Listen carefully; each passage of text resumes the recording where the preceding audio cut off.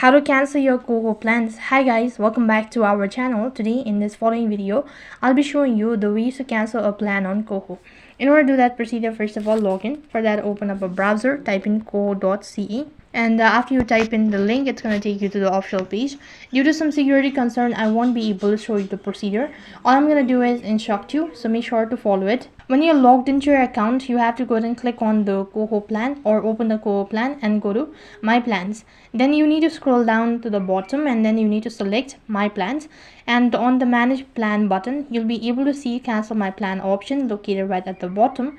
Once cancelled, the plan benefit will remain in place until the next billing date, and once your billing cycle has ended, you can continue with Koho Easy or free account or resubscribe to a new Koho plan.